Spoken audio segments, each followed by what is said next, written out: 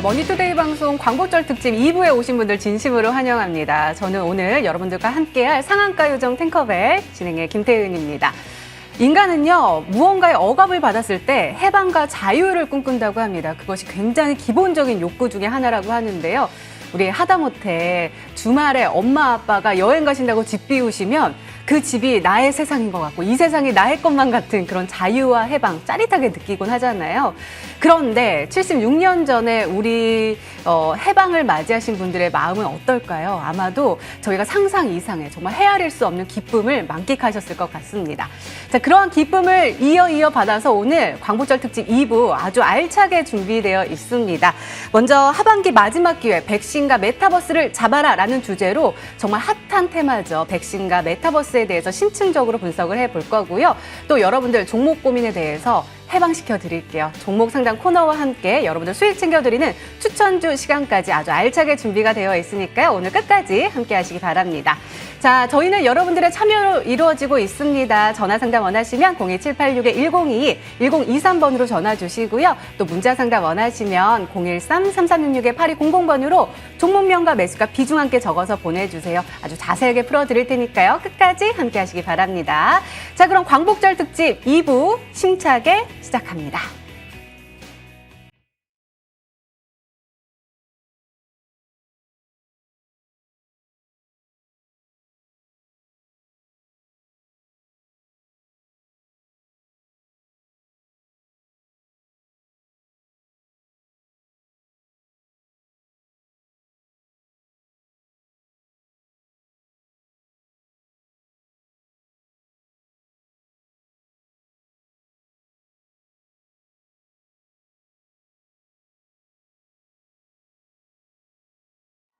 네, 오늘 함께해 주실 세 분의 위원님들 소개해 드릴게요. 박혜석 위원님, 나영호 위원님, 김동석 위원님 나와주셨습니다. 어서 오세요. 반갑습니다. 네, 빨간 날인데도 불구하고 나와주셔가지고 진심으로 감사드립니다. 저희가 기억을 해보면은 재작년까지만 해도 광복절 행사가 정말 많았거든요. 그런데 지난 작년부터 코로나19 때문에 광복절을 기념할 수 있는 시간이 굉장히 적었는데 오늘 그 마음을 오롯이 담아서 한번 힘차게 시작을 해보도록 하겠습니다. 자, 이제 본격적으로 하반기에 접어들면서 또 3분기도 이제 반이 또 지나갔더라고요. 이때 우리 장은 정말로 힘든 장세를 우리가 지나고 있습니다.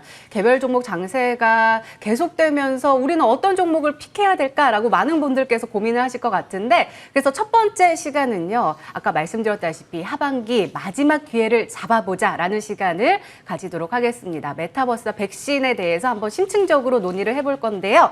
자, 그럼 먼저 메타버스에 대해서 한번 이야기 나눠볼게요. 먼저 박혜석 위원님, 메타버스요. 사실 저는 문과고 전형적인 문과라서 아직까지도 이해가 되지 않아요. 그저 그냥 싸이월드의 예전에 방꿈이었던 것만 조금 생각이 나거든요.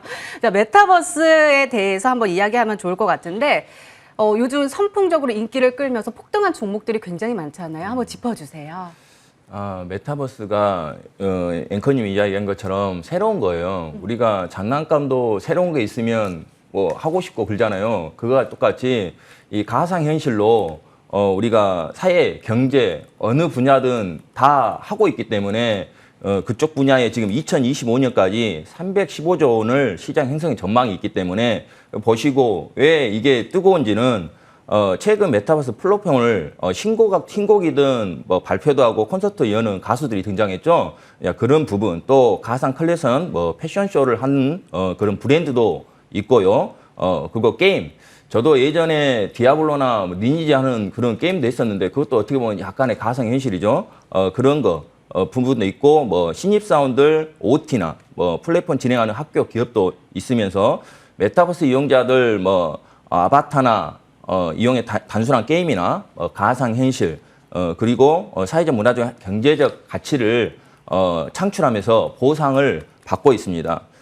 그러면서 여러분들이 우리가 2000년대 보면 인터넷이 버블이 있었잖아요. 닷컴 버블이 있었고 산업혁명이나 그런 쪽에 버블이 있었습니다. 근데 지금은 그때가 일기라면 지금 제2의 인터넷 시대가 도래되고 있거든요.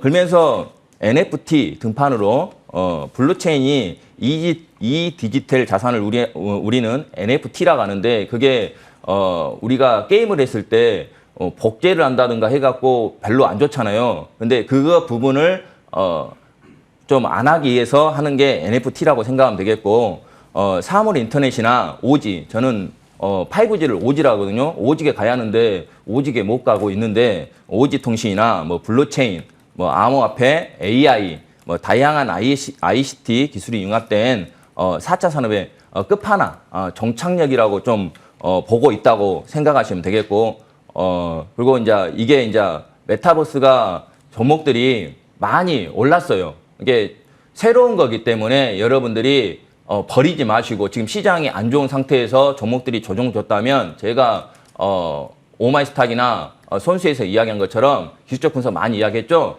저점에 뭐 2달을 만든다든가 아니면 거래가 실리면서 다시 올라간다든가, 그런 패턴들을 여러분들이 보시면 많은 종목들이 있어요. 그런 종목들을 하시면서 힘든 장 한번 노력하시면 될 것 같고, 아직 시장은 안 끝났으니까 좋은 테마 있으니까 이런 것들 좀 잘 보시면서 하셨으면 합니다. 네, 4차 산업혁명의 끝판왕이다라고 말씀을 해주시면서 아직 끝나지 않았다라고 하셨습니다. 자, 그렇다면 나영호 위원님, 그 맥스트에 대해서 이야기를 안 해볼 수가 없을 것 같아요. 진짜 대어 중에 대어였잖아요. 맥스트는 어떻게 보세요? 뭐 일단 맥스트 자체는 아주 충분히 좋은 평가를 받고 있고, 일단은 지금 메타버스라는 시장 자체가 이제 어떻게 보면은 전 세계인이 동시에 다 같이 질수할 수밖에 없는 시장입니다. 그러니까 당장 우리가 지금 당장은 이제 정말 피부로 많이 느끼고 많은 사람들이 사용을 하고 있습니다만, 유튜브가 초창기 시절에, 그리고 또 이제 인스타그램 또는 이제 SNS 각종 서비스들을 놓고 본다라 그러면, 이제 말 그대로 카카오가 과거에 평가되던 시기와 지금 평가되던 시기, 카카오의 움직임에 따라서 산업 지형이 바뀌고 있습니다. 그렇기 때문에 이 메타버스 시장을 선점하기 위한, 그러니까 이제 과거 정부들이라든가 각 단체라든가 기업들이 다들 사실은 이제 어떻게 보면 SNS 시대라는 것에 잘 적응을 못하고 대응을 잘 못했습니다. 그러니까 말 그대로 이제 방송사도 마찬가지죠. 기존에 우리가 이제 오프라인 강연이라든가 지금처럼 이제 TV 채널 하나를 통해서 이게 일대 다중으로 이게 전송이 되던 이런 여러 가지 정보들이 SNS를 통해서 이제 내가 취사 선택이 가능하고, 실시간 내가 원하는 컨텐츠에 대해서 연계 활동이 가능하고, 역설적으로 얘기하면 그로 인해서 특정 취향과 어떤 발자취를 가진 사람들에게 교묘하게 어떻게 보면 요소요소에 그 사람이 좋아할 만한 여러 가지 컨텐츠를 제공하면서 그로 인한 또 다른 부가가치를 창출할 수 있는 시기가 된 거죠. 그래서 메타버스 자체에 대해서 이게 과연 종착역이 어디로 갈 것인가, 뭐 지금 뭐 미래학자들, 과거 뭐 역사학자들 정말 많은 분석들을 하고 있습니다만, 저는 가장 중요하게 생각하는 건 뭐냐면 결국 소비, 유통, 삶을 바꿀 것이다. 그래서 이제 우리가 MZ세대라고 많이 하지 않습니까? 그래서 지금 상당히 저보다도 좀, 전 이제 X세대라고 표현을 하겠죠. 이휘재, 롱다리, 뭐 이용렬, 쇼다리 할 때 그 세대라고 보시면 되겠는데, 지금 이제 밀레니얼 세대, 그 이후 MZ세대들의 가장 큰 특징 중에 하나가 뭐냐면 온라인에 너무나도 익숙하다는 겁니다. 그러니까 SNS라든가 컴퓨터라든가 여러 가지 스마트 디바이스에 굉장히 익숙하다는 건데, 그런데 참 재밌는 게 뭐냐면, 이 저보다도 연세가 어리니까 젊은 친구들이라는 표현 한번 써보겠습니다. 이 젊은 친구들이 실질적으로 가장 좋아하는 게 뭐냐면 오프라인 대면이라는 거죠. 그래서 이 젊은 MZ세대가 실제로 검색어를 이렇게 검색한 거 순위를 보니까 뭐 차박, 뭐 무슨 뭐 어디 라이딩, 뭐 자전거 어디 뭐 도로 뭐 이런 식으로 해가지고 계속 왕성한 오프라인 활동을 굉장히 좀 추구를 하고, 물품을 구매하는 데 있어서도 실제로 뭐를 하냐면, 그냥 왠지 젊은 세대들이니까 이제 저처럼 시장 안 돌아다니고 백화점 안 돌아다니고 딱 집에 누워갖고 이렇게 뭐 스마트폰으로 이렇게 딱 검색해가지고 살 것 같지만, 이 친구들이 가장 많이 방문하는 게 사실 백화점이고, 백화점 뭐 코로나 때문에 아무래도 좀 저처럼 자녀가 있는 사람들은 조금 왕래를 좀 덜 하는 이유도 물론 있을 겁니다. 이 통계의 오류는 분명히 있을 거지만 상당히 지금 더 현대 서울도 마찬가지라. 그래서 실질적으로 그 백화점 매장 안을 들어온 사람들을 보면 MZ세대가 압도적이라는 거죠. 그래서 오프라인과 온라인의 이 이제 피지털이라는 표현까지도 누구는 또 이렇게 신조어로 사용을 하고 있는데, 본격적인 이제 가상세계가 들어가기 전에 이 오프라인 시대와 온라인 시대를 접목시킨 소비. 그래서 결국은 메타버스는 어느 기업, 어느 국가가 됐든지 간에 이 가상 공간을 잘 구축하는 것만으로도, 과거 이제 카카오의 이제 10년 전, 지금 카카오가 움직이면 택시 한 번 움직이면은 이제 또 택시 산업이 움직이고, 뭐 이제 뭐 대리운전 한 번 또 움직이게 되면 대리운전 산업 자체가 바뀌게 됩니다. 그리고 배달 서비스도 마찬가지지 않습니까? 그래서 이런 어마어마한 시장을 기업들과 각국 정부들이 놓치지 않기 위해서 최대한의 노력을 다할 것이다. 그래서 나중에 더 자세히 말씀드릴 시간이 있겠습니다만 기본적으로 1단계는 유통이 될 것이고 유통의 핵심은 뭐죠? 콘텐츠는 콘텐츠지만 어떻게 흡입력 있게 표현할 것이냐. 그리고 가장 중요한 부분이 뭐 실시간 결제를 가능하게 하는 결제 시스템 구축이 될 것이다. 이렇게 보시면 되겠습니다. 그래서 메타버스는 아직 시작도 안 했고 그 누구도 한마디로 메타버스의 미래를 정의할 수 없는 시장이다. 그래서 상당히 추상적이지만 모든 사람들이 이제 새로운 전혀 다른 시기에 SNS 서비스가 등장한다는 것만으로도 열광하고 있고 많은 투자가 이루어질 겁니다. 그래서 우리 시청자님들은 절대 늦지 않았고 지난 한 주 시장이 조금 어수선하지 않았습니까? 근데 지난 한 주간 어수선했던 것은 삼성전자와 SK 하이닉스가 어수선했습니다. 그 외에는 굉장히 견조한 흐름을 보이고 있고 오늘 뭐 대체 휴일이고 아주 뜻깊은 날이지 않습니까? 근데 내일부터 또다시 아주 강한 흐름을 보일 종목들 많으니까 메타버스는 특히 더 집중해보자 이렇게 말씀드리겠습니다. 네, 나영호 의원님도 메타버스는 시작도 하지 않았다라고 말씀해 주셨거든요. 그럼 김동석 위원님, 이 질주는 계속 될까요? 어떨 것 같아요? 네, 사실상 제가 분명 말씀드렸지만 이 1,700조 규모라는 시장이 그냥 나온 게 아니거든요. 실제로 1,700조라는 게 그냥 뭐 뚝딱뚝딱 만든다 해가지고 뭐 100조씩 올라가는 게 아니에요. 그렇기 때문에 실제 뭐 지금 제약바이오 시장 같은 경우에도 해봤자 뭐 250조 그거 이상 항암제 시장이 넘어가지 않는 상황이고 다 합쳐봤자 1,000억이 안 되거든요. 근데 실질적으로 메타버스 하나만으로 1,700자라고 한다면은 상당히 기술력이 지속적으로 성장할 가능성이 높다라고 볼 수 있겠는데 왜 그러냐라고 한다면은 최근에 이 방방콘이라는 게 있었습니다. 제가 항상 얘기했던 게 메타버스의 가능성을 많은 사람들이 방방콘에서 봤습니다. 방구석에서 즐기는 방탄소년단 콘서트라고 말씀드렸었는데 실제 몇만 명이 봤냐? 이거를 돈을 2만 원, 3만 원을 내고 이제 이 스트리밍을 볼 수 있는 건데 그거를 100만 명이 봤습니다. 그러면서 이익이 얼마나 났냐면 이익이 거의 200억, 300억 이상 수익이 났습니다. 과거 같은 경우는 콘서트를 왜 봤냐라고 한다면은 내가 사랑하는 연예인을 바로 앞에서 볼 수 있기 때문에 콘서트를 갔거든요. 근데 지금은 그게 아니라는 거예요. 일단은 그 연예인의 이 스트리밍, 실시간으로 뭔가를 하고 있는 걸 볼 수 있다고 한다면은 돈을 주고서라도 콘서트를 본다라는 거죠. 그러다 보니까 실제로 최근에 웨이브라든가 아니면 로블록스라든가 그 안에서 연예인들이 콘서트를 하면서 몇 명이 봅니까? 이 메타버스 플랫폼 안에서 하면은 3천만 명, 2천만 명이 시청을 합니다. 왜? 거기 회원이 지금 1억 5천 명, 2억 명이 넘어가다 보니까 말도 안 되는 시청자가 실질적으로 콘서트를 시청한다는 거죠. 그러다 보니까 대한민국에 있는 대기업들도 이미 투자가 들어가고 있는 상태고 이 LG 같은 경우도 아까 말씀드린 웨이브죠. 이 가상현실 콘서트를 진행하는 기업에 이미 투자를 진행하고 있고요. 이미 뭐 콘서트 같은 경우 50회 이상 이미 가상현실에서 진행하고 있습니다. 삼성 같은 경우도 마찬가지예요. 실제로 이 미국에 있는 이 공간 컴퓨팅이라고 하죠. 이게 뭐냐면은 AR이라든가 VR이라 안에 콘텐츠를 만들어야 될 거 아니에요. 그걸 만드는 기술이 바로 공간 컴퓨팅이고요. 그 공간 컴퓨팅 회사에 이 삼성이 투자를 했습니다. 그래서 삼성이 뭐 준비하고 있습니까? VR 지금 이 안경 준비하고 있습니다. 애플 뭐 준비하고 있어요? AR 글래스 준비하고 있습니다. 마이크로소프트 뭐 준비하고 있습니까? XR 글래스 준비하고 있어요. 다 뭐예요? 결국에는 메타버스 기술로 넘어갈 수밖에 없다라는 거예요. 그렇기 때문에 지금 상황보다 이 1,700조 시장 아직 시작도 안 했고 실제 거의 나온 게 뭐 100조 되나? 그것도 안 됩니다. 그럴 때 우리는 지속적으로 지금 당장 뭐 1, 2년 볼 게 아니라 3년, 4년, 5년 솔직히 우리 처음 전기차 나올 때도 이 전기차가 되겠어 이런 말 많았거든요. 마찬가지입니다. 지금 메타버스 가지고 뭐 지금 우리가 거기 안에서 콘서트 즐기고 뭐 마트 가고 영화 보고 할 수 있겠습니까? 라고 하겠지만 결국엔 아마 그렇게 되지 않을까. 중장기로 보자 말씀드리도록 하겠습니다.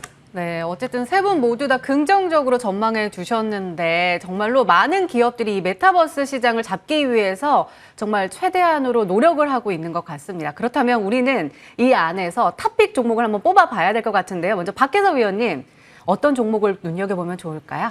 저는 이렌텍을 선호주로 뽑았거든요. 네. 이렌텍은 휴대폰 부품 생산업체인데 저 같은 경우는 모멘텀 있어도 한 가지보다 뭐 두 가지 여러 가지 있는 다 좋잖아요. 잡아가야죠. 예, 예. 근데 네. 이렌텍 같은 경우는 2차 전지도 있지만 메타버스 그 관련주도 되기 때문에 이 주식을 잘 보시면 될 것 같고 주요 고객사가 삼성전자하고 글로벌 시장 점유율 높아지는 그런 업체 쪽에 있기 때문에 그쪽도 보시고 2차전 배터리 팩 사업 설정을 하고 있고요. VR, AR을 스마트 안경을 시제품으로 개발하고 있기 때문에 보시면 될 것 같고요. 한번 재무제표를 한번 보겠습니다. 기업본서를 보시면 저는 기본적으로 유보일이 되는 회사를 좋아하는데 유보일이 돼요. 그리고 부채는 조금 있지만 괜찮고요. 그리고 영업이익을 보면 영업이익이 2019년에 꽃을 치고 2020년 안 좋았다가 2021년도 올해는 좋아지고 있고 1분기도 흑자전 됐고 2분기도 괜찮습니다. 자, 차트를 한번 봐볼게요. 차트 보시면 월봉을 보면 박스권에 2에 보여요. 그 대신 저는 이 고점을 넘을 걸로 지금 예상하고 있고요. 저점을 보시면 이제 일봉을 보시면 매집의 국면이 보입니다. 누군가는 샀다는 거죠. 이런 걸 보시고 여러분들이 지금 시장이 안 좋아도 괜찮고 지금 시장이 안 좋은데도 이 이렌트 같은 경우는 어제 같은 데도 2.5% 우리가 금요일 날 우리나라 시장이 하락했음에도 괜찮거든요. 하락 추세도 돌파했고 여러분들한테 매번 이야기한 처럼 기술적 분석 이야기했을 때 240선 이후에 있는 주식이 좋다고 했는데 이 주식이 굴고 지금 거래가 늘고 있기 때문에 너무 추격은 하지 마시고 저점 매수만 잘 하신다면 이 주식은 제가 신고가를 갈 걸로 예상하고 있습니다. 신고가를 갈 것으로 예상된다는데 구체적인 가격 전략은 또 무료 방송에서 또 말씀해 주실까요? 예, 무료 방송에서 자세히 이야기하도록 하겠습니다. 네, 참여해 주시기 바랍니다. 자, 그러면 나영호 위원님의 탑픽 종목이 또 궁금한데요. 어떤 종목을 또 뽑아 오셨을까요? 저는 이제 결제 시스템에서 선택을 좀 했습니다. 그래서 궁극적으로 이제 메타버스 시대가 처음 열릴 때 이미 일본이라든가 유럽, 미국 시장에서 준비를 하고 있는 부분을 보면 기존에 있던 유통산업이 조금 변화하는 모습을 많이 보이고 있습니다. 그래서 그중에서도 이제 메타버스 연관돼서 투자와 전략적 제휴를 많이 하고 있는 기업이죠. 핑거를 소개해드리도록 하겠습니다. 일단 핑거라는 기업 자체가 그 이 자체만으로 놓고 봐도 이제 우리가 어떻게 보면은 전자결제라는 것을 우리 일상생활과 좀 뗄래야 뗄 수 없는 그런 흐름이라고 좀 보시면 되겠는데 이미 신한은행이라든가 여러 대기업들, 국내 굴지의 기업들과 제휴를 맺고 있고 여러 가지 결제 서비스를 이미 제공하고 있는 그런 회사입니다. 근데 사실 이제 우리 같은 일반인들이야 이 결제를 하는 게 이 실질적인 금융 결제 서비스 관련된 기업들이 참 많은데 어떤 부분이 더 뛰어난 기술인지 어떤 부분이 좀 덜 뛰어난 기술인지 이건 정말 과거 이제 제가 스마트폰 시장에서 농담처럼 얘기했던 TFT LCD하고 AMO LED하고 이걸 육안으로 어떻게 구별을 하냐. 다들 600만 불의 사나이들만 살고 있냐. 이거 육안으로 절대 불가능하다. 저는 이렇게 말씀을 드렸는데 마찬가지로 사실 이 결제 시스템에 대해서 우위를 우리가 육안이라든가 체감적으로 좀 이걸 감내해내기는 진짜 600만 불의 사나이도 좀 어렵지 않을까 싶은데 그런데 미묘한 이 차이가 계속해서 이 회사로 하여금 여러 가지 큰 수주를 받게 하고 있다라고 보시면 되겠습니다. 그리고 상대적으로 어떻게 보면은 금융 결제 시스템이라는 게 사실상 우리나라의 금융산업은 은행권, 4대 은행들이 사실상 쥐락펴락한다고 해도 과언이 아닙니다. 물론 카카오뱅크라는 시장에 슈퍼매기가 출회를 했으니까 이 출몰로 인해서 어느 정도 지각 변동이 나올 수는 있겠습니다만 그렇다 하더라도 은행권들, 기존에 이제 대출이라는 정말 너무나도 강력한 누구에게나 대출은 필요하죠. 그래서 이 너무나도 큰 무기를 가지고 있는 대형 은행권들 절대적인 갑이다. 요즘 시대에 갑을 왜 따지냐? 그렇지만 삼성전자가 절대적인 갑이고 1차 벤더, 2차 벤더가 절대적인 을이 될 수밖에 없듯이 결제 시스템도 어떻게 보면 은행이라는 이제 금융산업의 하나의 어떻게 보면 부속에 가깝다. 그런데 그 부속 내에서도 계속해서 큰 사업을 따내고 있다는 것만으로도 우리가 생각을 해봤을 때 훨씬 더 뛰어난 기술력과 대응력을 갖췄다는 걸 역으로 추정해 볼 수 있을 겁니다. 그래서 관련된 기업들의 주가가 이렇게 크게 움직이지 않는데 제가 왜 또 메타버스가 오늘 주제인데 왜 또 핑거를 얘기하느냐 아마 뉴스를 통해서도 다들 보셨을 겁니다. 그래서 메타버스에 진출하려고 하는 여러 기업들이 이제 핑거와 전략적인 제휴를 많이 하고 있다고 말씀드렸는데 제가 이 메타버스 산업에 대해서는 이제 너무나도 추상적인 개념이고 다양한 개념들이 다 메타버스라는 이 카테고리에 몰리기 때문에 우리 시청자님께서 조금 헷갈릴 수가 있는데 궁극적으로 메타버스 시장의 하나의 방향을 뭐로 보냐면 지금 제가 우리 시청자님들께 좀 최대한 좀 이쁘게 보이기 위해서 단정하게 옷차림도 하고 머리도 이쁘게 다듬고 이렇게 하고 나왔습니다. 그런데 지금 오프라인 세상에 제가 이렇게 넥타이를 메고 왔습니다만 이제 향후 메타버스 시대에 가상 공간 내에서도 제가 여러분들 앞에서 점잖게 넥타이를 메고 있는 모습을 보여드릴 거란 말입니다. 그러면 이 넥타이를 어디서 구매할 것이냐? 실질적으로 지금 전 세계의 가장 이제 명품 기업들 있죠? 샤넬, 구찌 이런 여성들이 굉장히 좋아하는 브랜드들이 있는데 그 브랜드들이 이미 메타버스의 일종에서 한정판 제품을 출시하고 있습니다. 그래서 이 한정판이다 보니까 물건이 별로 없잖아요. 쓰다가 내가 이 명품 넥타이를 쓰다가 팔아요. 그 메타버스 공간 내에서 그 판매를 하니까 이게 오히려 희귀성이 있다 보니까 골동품처럼 가격이 몇십 배가 올라가는 상황이 되는 거죠. 그래서 메타버스는 결국 이제 결제 시스템이고 결국은 우리나라뿐 아니라 전 세계의 상업 시대의 시장을 움직이는 흐름이 될 거기 때문에 가장 정점에 뭐가 놓이게 될 거냐면 결제 시스템. 그래서 핀테크 기업들이 지금의 은행권의 단순 부속 서비스가 아니라 굉장히 창의적인 다양한 일을 할 가능성이 높다. 그래서 핀거 좀 지켜보시라 이렇게 좀 말씀드리겠습니다. 그러게요. 제가 마침 어제 뉴스를 기사를 하나 봤는데 금융시장 쪽에서 정말 메타버스를 활용하면서 소비자들과 접점을 만들어 가고 있다라는 소식 봤는데 핀 거 소개를 해주셨습니다. 자, 이번엔 김동석 위원님 어떤 종목 눈여겨보면 좋을까요? 네, 사실상 우리가 이 메타버스로 가장 좀 현실적으로 느끼기 위해서라면은 우리가 눈으로 봤을 때 이 메타버스에서 보는 김태현 앵커님이나 네. 아니면은 실제로 보는 앵커님이나 네. 같아야 된다라는 거죠. 그렇죠. 똑같아야 그죠? 돼요. 그러다 보니까 더 예뻐야죠. 그쵸. 네, 훨씬 이뻐야 되는데 네. 이 디스플레이가 사실상 좋아지면 좋아질수록 그 모습이 어떻게 보면은 우리가 현실과 구분할 수 없게 된다라는 그렇기 때문에 디스플레이 관련주인 영호 DSP라고 말씀드리겠습니다. 이 영호 DSP 같은 경우에는 디스플레이를 만드는 기업이 아닙니다. 실제로 이미 뭐 LG라든가 삼성이라든가 디스플레이를 만들고 나면은 거기 아닌 디스플레이 셀을 검사하는 기업이 영호 DSP고요. 실제 셀 검사를 뭐 하는 기업이 많을 텐데 굳이 뭐 영호 DSP 할 거 있냐라고 하겠지만 국내 점유율 100%가 영호 DSP입니다. 그렇기 때문에 실제 이 메타버스가 늘어나면 늘어날수록 결국엔 디스플레이 부분 쪽에서 수혜를 받을 수 있기 때문에 거기에 따라서 지금 지분 거의 뭐 점유율 100%인 영호 DSP가 상승이라든가 우상 좀 기대해 볼 수 있지 않을까 말씀드릴 수 있을 것 같고 차트 흐름상 보시면은 아시겠지만 지금 구간이 최근 들어서 거래량이 뭐 단 한 번도 나오지 않은 뭐 사실 몇 년 만에 뭐 신고가 거래량으로 보기도 힘들 정도로 거래량 크게 나왔거든요. 그리고 최근 들어서 주가가 좀 많이 올라왔다라 볼 수 있겠지만 중장기로 봤을 때는 아직도 바닥권이라고 볼 수 있을 것 같아요. 그렇기 때문에 거의 뭐 추세 상승의 지금 시작이지 않을까라고 있는 부분이고 지금 구간에서는 뭐 매수한다면은 나쁘지 않은 구간이니까 지금부터 우사형세 한번 지켜보면 긍정적이겠다 말씀드리도록 하겠습니다. 네, 일단은 새 종목을 픽해 주셨는데 구체적인 가격 전략은 저희 방송 끝나고 바로 12시에 무료 방송 진행하거든요. 그때 더욱더 자세하게 풀어주신다고 하시니까 잘 참고해 주시고요. 저희 지금까지 메타버스 시장에 대한 대응 전략에 대해서 알아봤습니다. 탑픽 종목들 다시 한번 화면으로 정리해 드릴게요.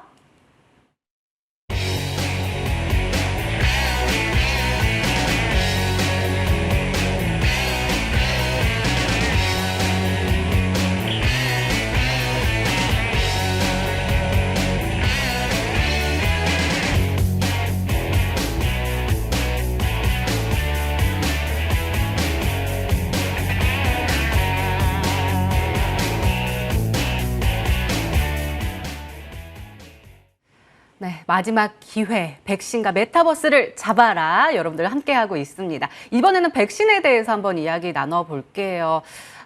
계속해서 확진자 수가 줄어들지 않고 있으면서 그 우려감도 함께 커지고 있는데요. 자, 김동석 위원님, 우리 SK 바이오사이언스가 임상 3상 승인을 받았다라는 소식이 전해지면서 들썩들썩했거든요. 관련해서 또 이야기를 나눠보면 좋을 것 같아요. 생산 기업들, 그리고 개발하는 기업들, 그 기업들은 계속해서 유효할까요? 네, 사실상 뭐 우리가 좀 관심 가지고 있는 게 뭐였냐면은 사실상 SK 바이오사이언스 이전을 본다면 mRNA 관련해 가지고 사람들이 관심 많이 가졌거든요. 근데 실제로 이제 우리가 이 백신의 종류를 좀 말씀드린다 한다면은 mRNA 관련된 기업이 화이자나 모더나가 있고요. 바이러스 벡터 관련된 기업이 얀센이나 아스트라제네카, 그다음 최근에 SK 바이오사이언스가 만드는 백신도 사실상 바이러스 벡터입니다. 그러다 보니까 실제 SK 바이오사이언스가 이슈되는 부분과 실제 지금 mRNA 원래 관심 가지는 부분이 좀 다르다라 볼 수 있을 것 같은데 그래서 백신에 대해서 계속 중장기로 볼 수 있을까 아니면 말까에 대한 부분들은 저는 개인적으로 조금 이제 mRNA는 기대감이 좀 죽을 수 있다 이렇게 말씀드릴 수 있을 것 같아요. 왜냐한다면은 지금 뭐 1차 접종률이 이미 40%를 넘어가고 있습니다. 물론 2차까지는 뭐 15%, 16%밖에 안 되지만 1차가 40% 넘어가고 있다는 거 어느 정도 안정권에 들었다라는 거예요. 그러다 보니까 많은 분들이 뭐 지금 화이자나 모더나냐, 지금 구할 수 있냐 없냐 이런 얘기 하다기보다는 내가 언제 맞을까 또는 맞고 나서 아팠냐 안 아팠냐 맞고 나서 어떻게 했냐 지금 사실 그걸 더 걱정하거든요. 내가 맞을 수 있을까 없을까가 아니라 그러다 보니까 지금 상태에서는 mRNA는 조금 약할 수 있지만 이 바이러스 벡터 관련해 가지고 뭐 이 SK 바이오사이언스 실제 임상 3상 이번에 승인을 받았죠. 그러다 보니까 기대감이 좀 커질 수 있다라고 말씀드릴 수 있을 것 같아요. 아, 그러면 mRNA 관련된 기업들은 뭐 다 죽을까요? 절대 그렇지가 않다라는 거예요. 실제 이 WHO에서 이 전 세계적으로 백신 허브를 만들겠다는 얘기하고 있거든요. 그러다 보니까 이 mRNA 백신 관련주기보다는 CMO, 그러니까 이거를 이 생산하는 기업들 중심으로 해서 보시면 좋지 않을까 생각합니다. 그 관련된 기업 맞습니다. 뭐 삼성 바이오로직스라든가 한미사이언스라든가 상당히 많은데 그 기업들만 바닥에서 상승한다면은 해볼 수 있을 만한 구간이라 말씀드리겠고, 사실상 뭐 그 부분을 제외한다고 한다면은 제약바이오 관련주들은 충분히 백신 이외에도 상승할 만한 모멘텀은 상당히 많다. 말씀드리면서 아마 이 부분에 대해서는 제가 시간이 좀 짧아서 많이 못 드리는데 계속해서 더 많은 내용들 알려드리도록 하겠습니다. 네, 알겠습니다. 자, 그런데 또 궁금한 게요, 나영호 위원님.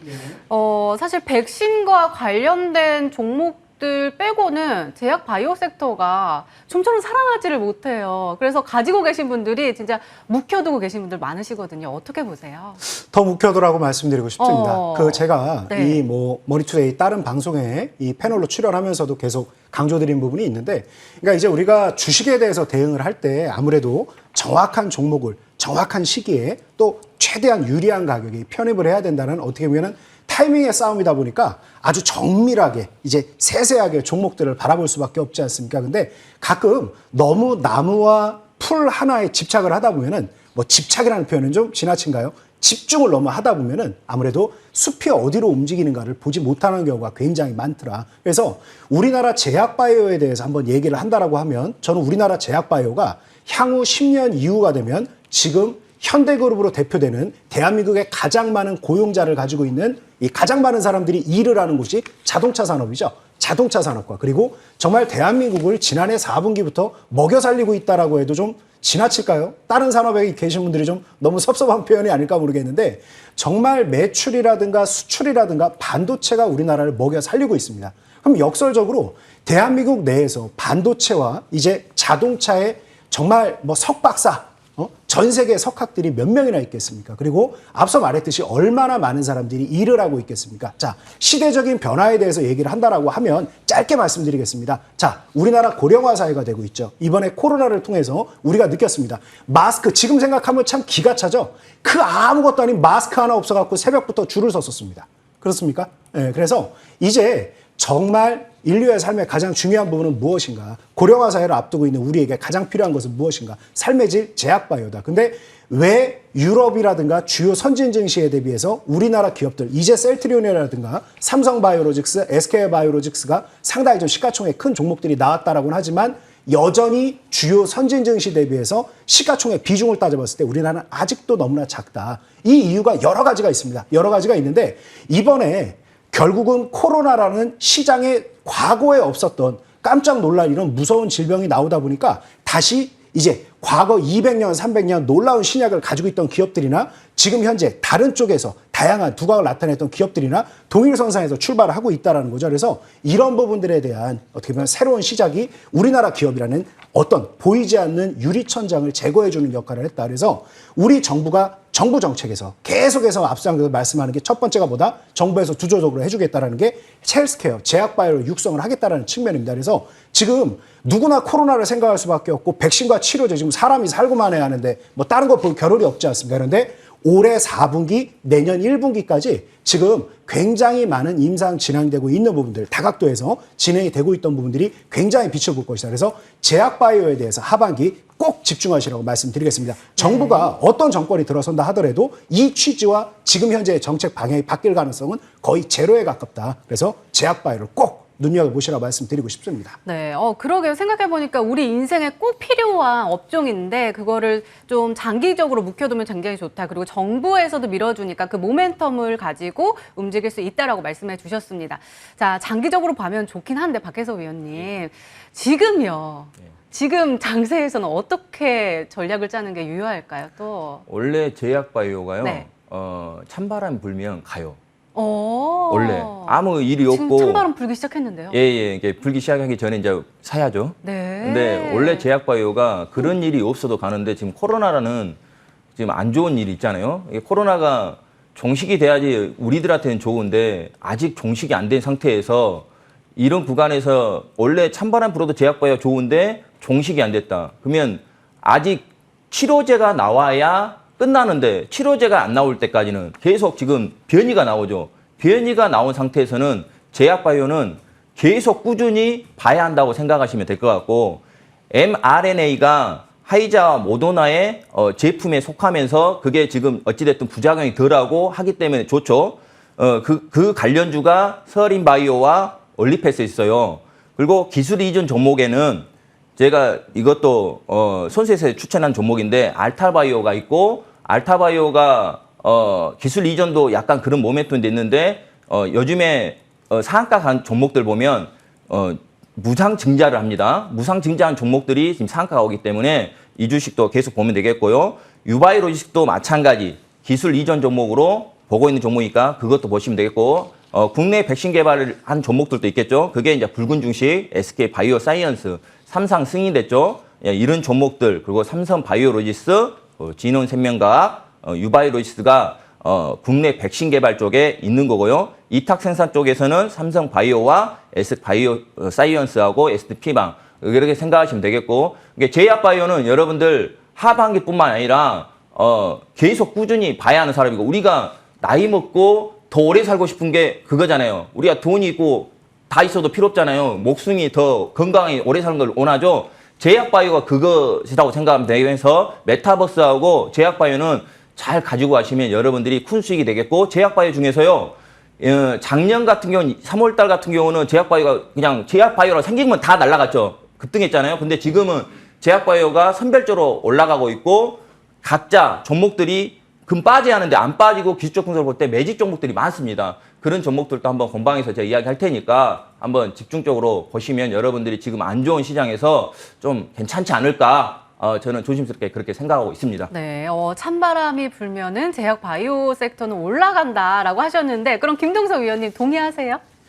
네, 사실상 뭐 제약바이오 종목들 중에서도 강세가 나올 만한 게 지금 코로나 관련주가 또 올라간다라고는 저는 조금 말씀드리기 힘들 것 같고 네네. 지금 상에서 말씀드릴 거는 이제 바로 앞에 정말 코앞을 둔 이슈 관련해가 종목을 알 필요가 있다는 말씀드리겠는데 그게 바로 갈 거예요? 그렇죠. 바로 이제 이슈로 앞두고 있다. 볼 수 있겠는데 뭐냐면은 네. 이 지노맨 컴퍼니라는 기업이 있습니다. 그게 뭐 하는 기업이냐면은 실제 우리가 9월에 ESMO라는 이 유럽 정형학회가 있습니다. 이거는 매년 진행하는 글로벌 학회 중에서도 중심적인 학회예요. 전 세계적인 뭐 의학자라든가 아니면 암 이 연구자라든가 대부분이 참석하는 학회 중 하나인데 ESMO 유럽 정형학회가 지난 다음에 뭐가 있냐면 11월에 면역 항암학회가 있고요. 11월에 면역 항암학회 지내고 나면은 내년 1월에 JP모건 컨퍼런스, 그 AACR 미국 암학회, ASCO 미국 종양학회, 바이오 USA 계속해서 제약바이오 대형학회가 이어지는 상황입니다. 그러다 보니까 충분히 지금은 코로나의 중심 가지는 것도 좋지만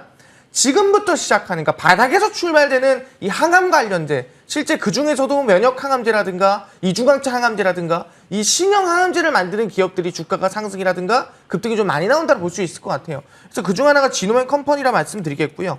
지노맨 컴퍼니는 무슨 항암제를 만드냐? 면역 항암제를 만듭니다. 3세대 항암제죠. 근데 면역 항암제 중에서도 마이크로 바이옴입니다. 우리 몸 안에 있는 미생물, 그러니까 뭐 대장균 이런 것들을 통해서 실제 우리 몸 안을 치료할 수 있는 면역 항암제를 개발하기 때문에 좀 기대감이 크다는 말씀드리겠고 매년 JP모건 컨퍼런스라든가 AACR의 수혜를 받는 기업이기 때문에 지금부터 바닥에서 우상향세가 나올 수 있는 구간이지 않을까 말씀드립니다. 주가상으로 보더라도 사실 거의 바닥입니다. 상장 이후에 뭐 요만한 바닥이 나온 적이 없습니다. 예, 바닥이 뭐 사실상 이 상장한 지 얼마 안 됐기 때문에 그래서 충분히 저는 기대감을 좀 가지고 볼 수 있지 않을까 말씀드리도록 하겠습니다. 그러게요. 바닥인데 조금 이제 상술 출발을 좀 앞두고 있는 것 같은데 구체적인 가격 전략 어디서? 12시 무료 방송에서 발표가 되니까요. 끝까지 함께 해주시기 바랍니다. 자, 이번에는 나영호 위원님. 네. 어떤 종목이 좋을까요? 어쨌든 우리 삶에서 묵혀두면 좋을 만한 종목이라고 하셨으니까 혹시 김동석 위원님은 바로 꺼내볼 종목 혹은 우리 나영호 위원님은 조금 더 시간을 가지고 묵혀볼 만한 종목일까요? 글쎄요. 근데 저는 이미 한 6월 이후부터 계속해서 이 제약바이오를 굉장히 좀 중점에 두고 이미 좀 대응을 많이 하고 있습니다. 그래서 네. 아마 우리 시청자님들에게는 오늘 이 특집 프로그램이니까 네, 뭐 네. 이 시간대에는 처음 인사를 드리고 있는데 제가 이 여의도 클래스라는 그 우리 머니투데이 또 8시 방송에서 열심히 좀 활동을 하고 있는데 실제로 제가 최근에 제시를 해드리는 종목들이 대부분이 이제 제약바이오입니다. 그래서 제약바이오 종목들에 대해서 크게 두 가지만 좀 먼저 말씀을 드린다라 그러면 첫 번째로는 이제 랩지노믹스와 서린바이오의 움직임을 꼭 기억해라. 이 두 가지라고 생각을 하시면 쉬울 것 같습니다. 그래서 제 종목을 말씀드리기 전에 흐름을 좀 파악하시라고 좀 말씀드리고 싶은데 랩지노믹스에서 제가 제시를 해드렸던 첫 번째 이제 N자형 패턴을 꼭 노리셔야 된다라고 제가 이 차트로 자세히 좀 설명을 드렸는데 랩지노믹스도 그렇고 이제 제약바이오 관련된 종목들이 처음에 시장에서 나타날 때는 아니 세상에 이런 뛰어난 종목이 내가 왜 이 종목을 몰랐을까 막 불쑥 하늘에서 뚝 떨어지듯이 한 50-60% 급등을 해버립니다. 그런데 문제가 뭐냐면 이게 좀 안정적으로 유지하고 계단형 상승을 유지하면 참 좋겠는데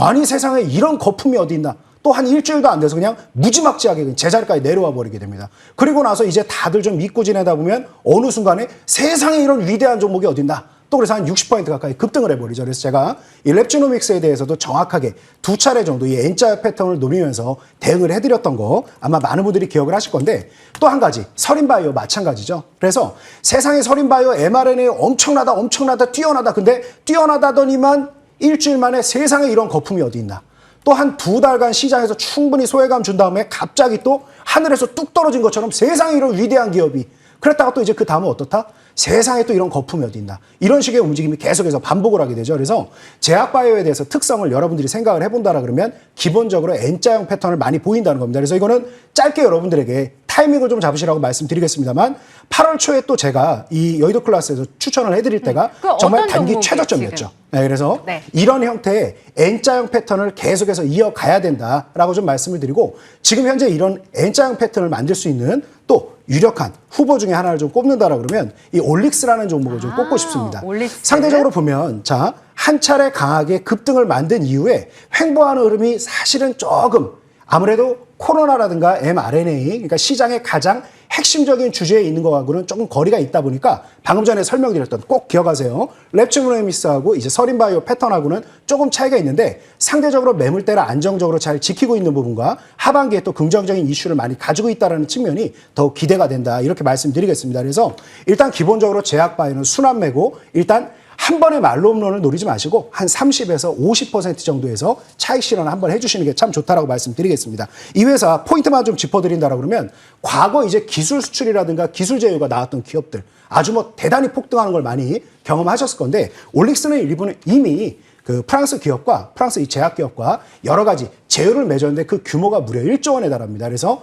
이미 상당히 기술력을 입증하고 있고 유럽이라든가 미국 시장은 아직까지도 우리나라 기업이라고 하면 참 속상하게도 보이지 않는 유리천정을 가지고 있습니다. 그래서 이 유리천정을 이미 시원하게 한번 뚫은 아주 낭중지추 같은 기업이니까 잘 한번 지켜보시라고 말씀드리고 싶습니다. 올릭스 네. 소개해드렸습니다. 네. 자, 그러면 박혜석 위원님 예. 어떤 종목일까요? 나혜원 의원님이 또 서린바이오를 좋게 이야기했거든요. 네. 그거 가져왔는데 지금 패턴 자체가 오. 신고가 종목하고 네. 바닥에 있는 종목가 나눠지거든요. 네. 근데 서린바이오 같은 경우는 지금 신고가 종목이고 이 종목이 지금 가는 종목이기 때문에 내가 성질이 급하고 바로 먹고 싶다. 그러면 서린바이오를 손절 잡고 들어가시고 하시면 괜찮은 패턴이고 이게 여러분들 바이오 시밀러 산업의 성장으로 안구형이나 뭐 시약 수요가 꾸준히 증가하는 그런 업종이고 삼성바이오하고도 8월 말 모더나 안제품으로 했기 때문에 시생산 한다고 2025년까지 나라에서 2조 2천억 투자한다고 하죠. 그 모멘트 계속 있고 이 회사는 바이오 인프라 전문 업체하고 계속 신고가를 가는 주식이 좋은 거예요. 그러니까 시장이 안 좋아도 제가 차트를 잠깐 보시면 알다시피 분명히 금요일 날 안 좋았죠. 근데 5% 올라갔어요. 신고가 종목은 계속하고 바이오주는 지금 나눠졌다는 거. 여러분들이 단기로 상황을 보고 싶다면 이 서린바이오 손절 잡고 가는 종목은 절대 저점을 높인다는 거 그리고 고점을 높인다는 거 생각하시면서 저는 이거 다시 신고가로 갈 수 있다고 보고 있기 때문에 서린바이오 계속 보시면 될 것 같고 만약에 바닥인 주식을 하시면 이용민분들이 많이 설명한 거 있죠. 그런 종목들 저점이 바닥에 다지고 있는 종목들 그런 종목들도 많습니다. 그런 종목도 같이 보셨으면 하겠습니다. 네, 알겠습니다. 저희 제약 바이오 섹터에 대해서도 한번 이야기 나눠봤는데요. 많은 분들께서 궁금해하실 것 같아요. 지금께서 탑픽 종목들을 뽑아주셨고 또 하반기에는 어떤 전략을 가지고 또 투자에 임해야 될까라고 궁금해하실 것 같은데 저희 12시부터 아니 이런 일이 원래 있었나요? 저는 처음이어가지고 동시 생방송으로 무료 방송을 진행하신다고 하십니다. 오늘 굉장히 치열할 것으로 보여지는데 먼저 우리 박혜석 위원님 어떤 주제로 무료 방송 진행해 주실까요? 예, 하반기 빅피처를 보라고 지금 주제를 했는데 네. 여러분 큰 그림을 봐야 돼요. 네. 예, 이번에도 시장 하락할 때 물론 종목들 상승한 것도 있고 하락한 것도 있죠. 근데 하락한 확률이 더 많잖아요. 그러니까 주식은 확률 게임이거든요. 제가 낚시는 안 좋아하지만 낚시도 물방 고기 반일 때 던졌을 때 잡히잖아요. 기술이 있어야지 고기가 없으면 기술이 있어야 하는 거고 고기 못 잡은 사람들 아니 고기가 많이 있어야 잡는 것 같이 주식도 마찬가지입니다. 확률 게임입니다. 시장이 좋을 때, 시장이 갈 때, 그때 여러분들이 시장을 알고, 제가 머니터에 왔을 때 매번 이야기했잖아요. 시장이 우선이다. 제기법에 100%가 뭐다고요? 아무리 제기법이 좋아도 시장이 안 맞으면 안 된 것처럼 큰 흐름을 알고 거기에 맞는 종목을 접목했을 때 수익이 나는 겁니다. 그러니까 여러분들이 지금 시장이 어떻게 되는지, 지금 계속 빠지겠는지, 아니면 끝나겠는지 그런 부분을 제가 이야기하면서 여러분들하고 또 소통한 걸 좋아하죠. 소통하면서 어떤 부분이 여러분들이 힘든지 그것까지 할 테니까 한번 공방에서 뵙겠습니다. 네, 박혜석의 하반기 빅피처에 대해서 말씀해 주신다고 하시네요. 그러면 나영호 위원님 질 수 없잖아요. 어떤 주제로 또 무료 방송 해주실까요? 글쎄요, 뭐 굳이 진다기보다 뭐 경제, 다들 경제. 힘내서 우리 네. 진짜 투자자님들 환하게 웃으셨으면 좋겠습니다. 뭐 제가 져서 우리 투자분들이 더 행복할 수 있다라 그러면 얼마든지 저도 괜찮습니다. 제가 오늘 공개 방송을 통해서 좀 설명을 좀 드리고 싶은 부분은 뭐 아까 제 이력이 잠깐 스쳐가긴 했습니다만 저는 굉장히 계량적인 매매를 좋아합니다. 그래서 시장에서 상승하는 종목들, 그러니까 상승하고 나서 이유를 찾느냐 아니면 상승할 만한 종목이기 때문에 상승을 했느냐, 그러니까 닭이 먼저냐 달걀이 먼저냐가 있는데 아무튼 환하게 웃은 종목들 보면 9시 1분에 굉장히 공통적인 모습을 보이더라. 그래서 제가 중따라고 이름을 붙였습니다. 그러니까 상한가 따라잡기는 이미 상한가가 들어간 걸 따라가서 여러 가지 리스크라든가 어려움이 있는데 제가 매매하는 중따라는 것은 9시 1분에 오늘 상한가 들어갈 가능성을 굉장히 높게 표출한 여러 가지 함수 지표를 통해서 이런 종목들을 선정하는 방법인데 뭐 굉장히 뭐 성과가 뭐 물론 시장이 워낙 좋았으니까 뭐 누구나 다 행복한 장일 수밖에 없고 그래서 더 잘 맞았는지 모르겠습니다만 최근 한 3개월간 뭐 저희 머니투데이와 함께한 게 한 3개월 정도 되니까요. 굉장히 뭐 놀라울 만한 최근 이 성과를 좀 보이고 있는데 이 흐름이 앞으로도 이어질 가능성이 높다라고 생각이 됩니다. 그래서 중따라는 매매 기법 한번 소개해 드릴 테니까 시간 되시는 분들은 오셔서 같이 한번 보시기 바라겠습니다. 네. 화합하는 방송을 하겠다라고 하셨는데 주제는 굉장히 자극적입니다. 9시 1분에 상한가의 강력한 신호를 포착할 수 있는 방법에 대해서 말씀해 주신다고 하시네요. 잘 참고해 주시고요. 우리 김동석 위원님 어떤 주제로 이야기해 주실까요? 네, 사실상 이 제약바이오 랠리가 돌아왔다 좀 말씀드리고 싶은데 제약바이오 랠리가 돌아올 때마다 제가 또 MTN에 돌아오는 모습이 있습니다. 맞아요. 사실상 2020년도에도 제약바이오 랠리가 있을 때 뭐 부강약품 300%라든가 뭐 일양약품 300%, 실제 파민셀 같은 경우도 100% 이상 대부분의 이 상승이 나와줬거든요. 근데 그 시작이 지금 다시 돌아왔다 말씀드릴 수 있을 것 같고 아마 지금 SK 바이오사이언스가 160% 이상 상승이 나왔죠. 그래서 그 후속을 갈 수 있을 만한 제약바이오 항암제 대장주 제가 딱 한 종목 공개할 거거든요. 그래서 아마 여러분들이 지금 시장에서 바닥에서 오를 수 있을 만한 제약바이오 대장주 궁금하시다면 오늘 12시 김동석 대표 무료 방송에서 꼭 그 제약바이오 대장주 알아가셔라 말씀드리도록 하겠습니다. 네, 제가 그 산 증인이잖아요. 우리 같이 방송했을 때 제약 바이오주로 굉장히 큰 수익을 주셨는데 이것 또한 기대해 주시면 좋을 것 같습니다. 참여 방법 소개해 드릴게요. 인터넷 검색창에 MTN 밴드라고 검색하시면 저희 홈페이지 나와요. 들어가시면 세 분의 얼굴이 짜잔 하고 등장할 겁니다. 원하시는 위원님의 이름을 클릭하시면 바로 참여 가능하십니다. 오늘 저희 방송 끝나고 12시에 바로 시작하니까요. 놓치지 마시고 꼭 챙겨가세요. 자, 그러면 여러분들의 고민들 해결해 볼까요? 종목 상담 코너로 다시 돌아올게요.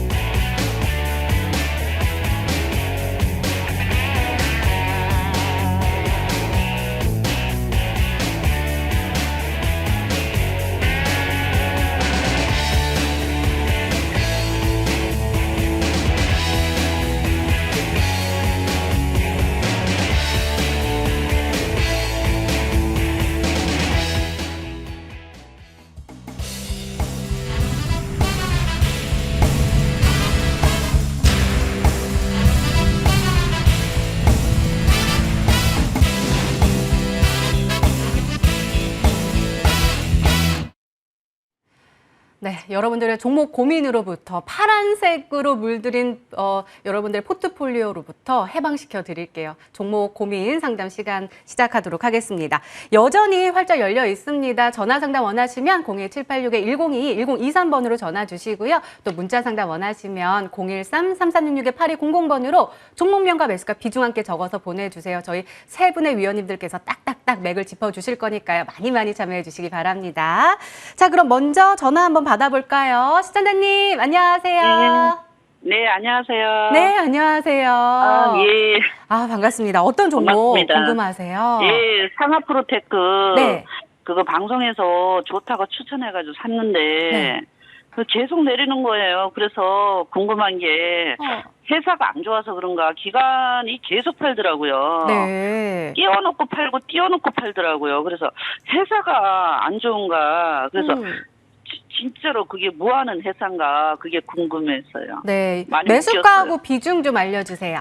매수가는 50%고 네. 비중은 62,000원에 저기 까지고도 팔았어요. 그래도 좀. 그럼 매수가가 62,000원에 비중 예, 50%, 그것도 예. 어느 정도 물량을 정리한 비중이라는 말씀이시죠? 예. 아우 너무 자꾸 어, 띄워놓고 팔고 기관에서 자꾸 가져 놀더라고요. 그래요? 다른 그 것처럼- 언제쯤 들어가셨을까요? 한 2달인가 3달 됐나? 언제 어. 정확히 모르겠는데 근데 네. 방송에서 자꾸 좋다고 지금도 나와요. 그게 그러면은 예. 너무 지금 화가 나셨긴 했지만 잠시 예. 우리 화가 마음의 평안을 찾으시고 예. 종이와 펜을 준비하세요. 정의의 팬요? 네, 그러고 우리 가격 전략 딱딱 적으시면서 한번 대응해 보시는 거 추천드릴게요. 먼저 우리 박혜석 위원님 연결해 드릴게요. 너무 걱정하지 마세요. 안녕하세요, 시청자님. 네. 네, 여보세요. 네, 반갑습니다. 예, 안녕하세요. 고맙습니다. 해주셔서. 이 주식 그냥 TV에서 살아게 그냥 사버린 거예요? 방송에서 요즘에도 계속 좋다고 얘기는 하더라고요. 근데 기관에서 계속 갈 것처럼 띄워놓고 또 팔아먹고 띄워놓고 팔아먹고 하더라고요. 주식 경력은 어떻게 되십니까? 예? 주식 경력이요. 경력 오래됐죠. 오래됐어요. 예. 이 기업 좋아요. 좋으니까 추천했겠죠. 이 기업 현대차, 기아차에 전기차 관련주고 제가 아까 이야기한 2차 전지 관련주는 지금 테마 중에서 2차 전지, 뭐 제약바이오, 메타버스 이쪽이 지금 좋거든요. 하반기도 좋을 거고. 근데 매수가가 잘못됐어요. 이거 보시면 제가 재무제표를 보시면 1,800%고 부채비율도 적고 회사는 괜찮습니다. 대신 이제 실적이 안 좋다가 2021년도는 좋아지고 있고 분기 실적을 봐도 어찌됐든 실적이 늘어나고 있어요. 이게 기업은 좋은데 제가 매번 이렇게 상담을 하면요 차트를 안 봐요. 대부분 사람들이. 이게 지금 시청자님도 매수한 단가가 너무 높습니다. 이게 제 생각에도 이 종목이 나중에 눌렸다가 다시 신고가를 가겠는데 너무 가격이 높은 상태에서 매수했다면 아마 이거 방송에 추천했다면 손절가가 있었을 거예요. 그러면 아무리 좋은 주식도 손절을 하고 다시 봐야 하는데 그걸 못했다는 게 단점. 예, 그리고 지금 이 추세가 깨진 것도 아니고 기업도 좋고 다 좋고 뛰었다가 올렸다가 하는 것은 시장이 안 좋기 때문에 올리면 사람들이 팔고 싶겠죠. 그게 가격이에요. 사람 심리적으로 생각해봐요. 만약 이 종목이 올라가면 시청자님 번져놓으면 팔고 싶어요, 안 팔고 싶어요? 팔고 싶겠죠. 분명히 지금 많이 물렸기 때문에 팔고 싶죠. 똑같은 마음이에요. 그러니까 이건 기간이 뭐 올리고 이걸 떠나서 가격이 높기 때문에 올라가면 팔고 싶고 그 상태에서 지금 기술적 분석을 좀 들어가면 차트를 보시면 쌍봉 모양이 왔어요. 이런 식으로 종목이 이제 신고가고 다 좋은데 종목을 내가 맨 처음에 이야기할 때 가격정이 주면 그냥은 못 간다고 제가 지금 엄청나게 이야기하고 있거든요. 제 방송을 한 번이나 보셨다면 알겠는데 내려오면 다시 떠요. 뜰 때 고점을 못 넘어갈 때 문제. 그리고 한 방에 50%는 부담이 크죠. 주식이 아무리 좋아도 분할 매수, 분할 매도를 해야 하는데 한 방에 샀기 때문에 비중이 너무 많기 때문에 올라갈 때마다 비중 축소. 그 대신 이거 너무 꼭지에서 물려갖고 이 기업이 좋으니까 손절하기도 뭐 하는데 근데 길게 보면 이 주식을 42,000원 500까지 보면 너무 손절이 커버리잖아요. 그렇죠? 그래요. 그렇게까지 내려와요? 내려올지 안 올지는 시장에 따라 틀려버리니까. 그러니까 기업이 좋아도 시장이 흔들릴 때 흔들려 버리니까 그게 안 좋을 수 있기 때문에 그렇게 말한 거거든요. 근데 길게 보면 저는 이걸 다시 신고가를 도전할 거로 보고 있거든요. 근데 지금 네. 비중이 높기 때문에 어찌됐든 올라갈 때마다 비중 축소하시고요. 가까이 보기엔 너무 무리가 크니까 51,500원 깨지면 일단 축소하셨다가 아. 다시 매수할 줄 모르죠. 다시 손절로 매수할 수 있어요? 못 하시죠. 못 하시면 무조건 들어올 때만 비중 축소하세요. 아, 무조건. 네. 이해되셨죠? 기업은 좋으나 네. 비중이 너무 많습니다. 네. 예, 알겠습니다. 진짜로 아까 보셨어요? 위원님 아니, 근데 마이크 해주셔야 될 것 같아요. 지금 열정적으로 상담을 해주시면서 마이크가 확 날아갔는데 그만큼 시청자님 예, 사실은 마음이 아파요. 왜냐면 너무나도 높은 예, 쪽에서 예, 예. 들어가셔가지고 하지만 말씀하신 것처럼 올라갈 때마다 비중 축소하시는 걸로 그리고 우리 박 의원님께서 열정적으로 확 날려보내셨으니까 아마 이 종목도 좋은 종목이니까 언젠가 훅 올라가지 않을까 싶기도 하고요. 아니, 아유. 그 추천할 때는 뭐 62,000원에서 더 많이 갈 거라고 해가지고 산 네. 거죠. 네, 너무 마음이 아프시겠지만 저희 오늘 박 의원님께서 말씀해 주셨던 거 그 가격 전략 잘 참고해 주시면서 제가 또 응원 드릴게요. 아, 예, 감사합니다. 네, 화이팅입니다. 네, 자 다음 전화 받아볼게요. 네, 시청자님 안녕하세요. 네, 시청자님 연결되셨어요? 안녕하세요. 네, 안녕하세요. 네, 안녕하세요. 네, 이렇게 전화 주셔서 너무나도 감사드립니다. 어떤 종목 네. 끌어드릴까요? 카카오 게임주 네. 10만 1,000원에 50%요. 10만 1,000원에 50%. 종가가 금요일에 마감이 7만 7,200원이었어요. 네. 아이고, 목소리에 힘이 없는 이유를 알 것 같아요. 예, 너무 많이 빠져갖고요. 상승세 탈 때 그때 들어가셨고 네. 사실 7월 26일에 10만 6천 원까지 올라갔을 때 혹시 그날 들어가셨을까요? 네, 맞아요. 아이고, 그 이후로 약간 하락세가 좀 많이 나오고 있어서 애가 타실 것 같아요. 아, 그러니까 말이에요. 아이고, 어떡하지? 저희 나영호 위원님 연결해 드릴게요. 너무 걱정하지 마세요. 네. 네, 도와주세요. 네, 일단 뭐 지금 가장 뜨거운 감자 중에 하나가 지금 게임 산업이죠. 그러니까 이제 중국에서는 최근에 또 이 게임 산업 관련해 가지고 뭐 정신적인 아편이다. 뭐 중국에서 가장 무시무시한 처벌을 받게 되는 그런 일 중에 하나가 이제 마약이나 아편 관련된 범죄지 않습니까? 그래서 굉장히 뭐 그냥 한마디로 그냥 게임 산업 자체에 대해서 굉장히 길을 꺾는 정도가 아니라 근간을 흔들리게 하는 정도의 발언이었습니다. 그래서 관련된 기업들, 특히 우리나라 기업들이 보면은 이제 중국 쪽에 판호를 직접적으로 따내지 못한다 하더라도 직간접적으로 굉장히 많은 산업을 하고 있습니다. 그래서 참 우리 기업들도 같이 좀 움직임이 부진하게 나오고 있는 상황인데, 자, 카카오 게임즈 참 지금 현재 이 정도까지 움직임이 나오는 흐름, 분명히 우리 시청자님께는 굉장히 안타까운 일일 수 있겠습니다만, 이거 한 가지는 우리가 또 뭐 지금 이 괴로움을 해결하고 그 다음에 또 다른 괴로움을 또 만나면 안 되니까 한 가지만 좀 말씀드리면, 웹젠이라는 게임도 한번 유심히 한번 주가 추이를 한번 살펴보시기 바라겠습니다. 그러니까 굉장히 긍정적인 흐름을 보이다가 갑자기 무슨 또 세상에 이런 나쁜 기업이 어딨나 뚝뚝뚝 주가가 좀 무너져 내리기 시작했던 그 흐름이 나올 건데, 저도 사실 게임을 그렇게 좋아하지는 않아가지고 그 웹젠에서 만드는 게임은 약간 무협지 이름을 연상시키는 네 글자 게임들이 참 많습니다. 무협지 뭐 영웅본색 이런 것처럼 여러 가지 그렇게 좀 그런 표현을 많이 쓰는 게임들이 있는데, 굉장히 중국 쪽에서 인기를 끈다라는 소식이 전해지고 나서부터 주가가 좀 많이 빠지기 시작을 했습니다. 그래서 이제 우리가 왜 주식을 다루다 보면 이제 또 3분기, 이제 2분기 어닝 시즌 이제 마감이 되는 시기가 좀 되는데, 자, 보면 주가가 굉장히 좋을 만한 뭔가 이벤트가 있다, 좋다 하면 어떻습니까? 그때가 이제 어닝 서프라이즈가 나오고 나서 주가는 곤두박질 칠 가능성이 굉장히 높다. 그래서 지금 말씀하신 시기가 이제 오딘이라는 게임, 저도 이것도 우리 시청자님들에게 설명해 드리려고 태어나서 또 처음으로 게임 계정 만들어보고 좀 해보는데 복잡해서 못하겠더라고요, 게임. 뭔 재미인지도 모르겠고. 근데 뭐 다들 열광들 하니까 분명히 제가 모르는 뭔가 매력이 있겠죠. 근데 아무튼 이 카카오 게임즈가 그때 당시 계속해서 긍정적일 것이다라고 했고, 지금도 뭐냐면 굉장히 긍정적이에요.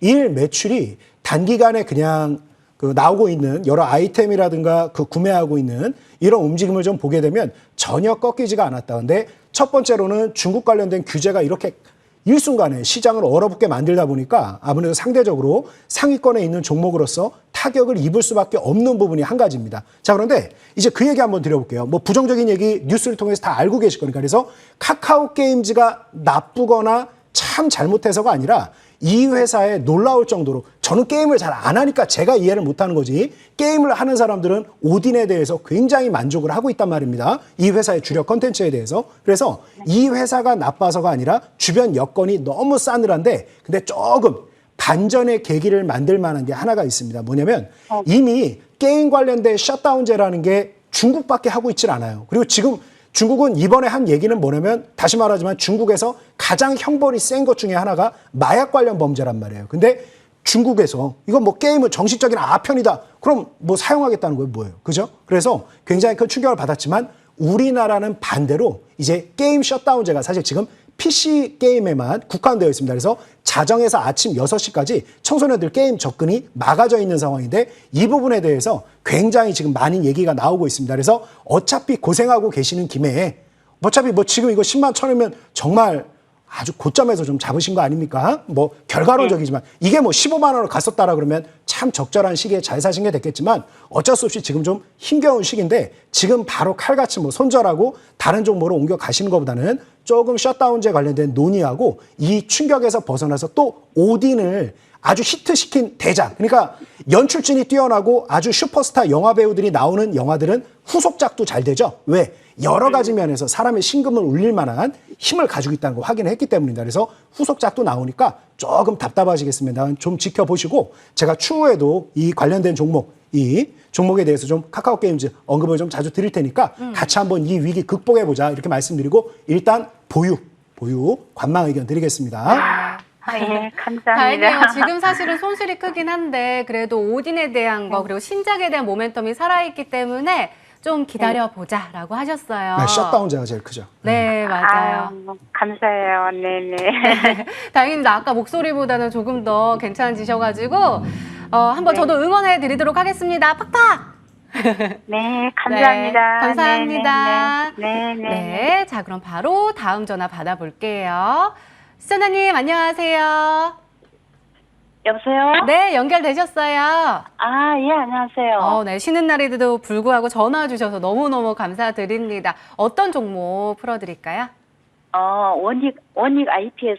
네네. 49,500원에 네. 30%를 샀어요. 며칠 전에. 사는 날부터 계속 빠지는 거 있죠. 그러네요. 금요일에 종가도 3% 하락하면서 43,600원. 일별 시세 보면은 아이고, 4거래일째 굉장히 깊은 하락폭이 나오고 있네요. 예. 요 종목은 사자마자 내려갔다고 하셨거든요. 언제쯤 들어가셨을까요? 제가 화요일쯤 들어갔어요. 화요일 정도에. 예, 지난주 화요일이요. 네, 알겠습니다. 자, 우리 김동석 위원님.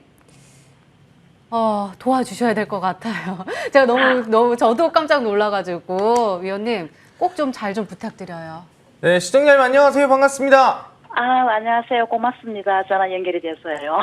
예, 반갑습니다. 일단 원익 IPS 말씀하시는데 혹시 최근에 좀 하락이 많이 났어요, 그죠? 네. 네, 근데 혹시 왜 하락 나온지 혹시 알고 계세요? 어차피 반도체가 지금 워낙 장이 안 좋아서 그런 것 같은데요. 그쵸. 최근 들어가지고 뭐 디램 가격이 계속 빠질 거다. 더불어서 삼성전자가 좀 많이 급락이 나왔죠? 네. 네, 사실상 삼성전자가 이번에 빠진 이유가 뭐 디램 가격 빠진다고 해서 빠진 것 같지는 않거든요. 예. 왜 그러냐면은 디램으로 가장 타격 입을 회사는 SK 하이닉스예요. 네. 근데 삼성전자가 더 빠졌단 말이에요, 그죠? 예. 근데 중요한 게 뭐냐면은 이번 8월 9일날 이정 부회장의 가석방이 결론이 나고 8월 13일날 진짜 가석방을 했어요, 그죠? 예. 그럼 중요한 게 뭐냐 한다면은 삼성전자의 기대감은 지금 가석방이 되겠다는 기대감이었는데 가석방이 됐으니까 기대감이 있어요, 없어요? 없죠? 그건 없는 것 같아요. 예. 그죠? 그럼 제일 중요한 건 뭐냐면은 기대감이 제일 없는 상태고 지금 이 삼성전자 뭐 할 게 없는 상태다 보니까 겉에 보면은 좋은 건 다 나온 상태다. 그러면은 어떻게 보면 제일 안 좋은 상황이라 볼 수 있거든요.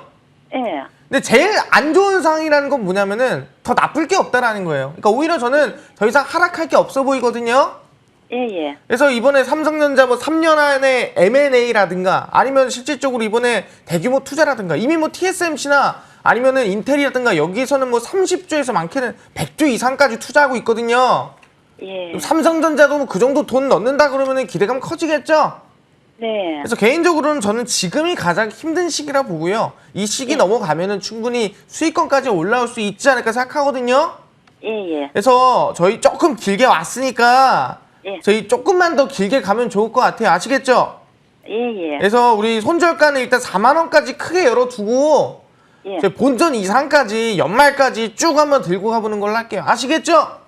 예. 아, 감사합니다. 네, 감사합니다. 그러게 예, 아마 고맙습니다. 애가 타시고 또 속이 타셨을 것 같은데 다행히 연말까지 한번 지켜보자라고 하셨어요. 예, 그럼 제가 내려갈 손절- 데가 없다. 더 이상. 예, 그럼 손절하지 말고 기다려야 되겠네요. 네, 꼭 좋은 소식 좀 전해주세요.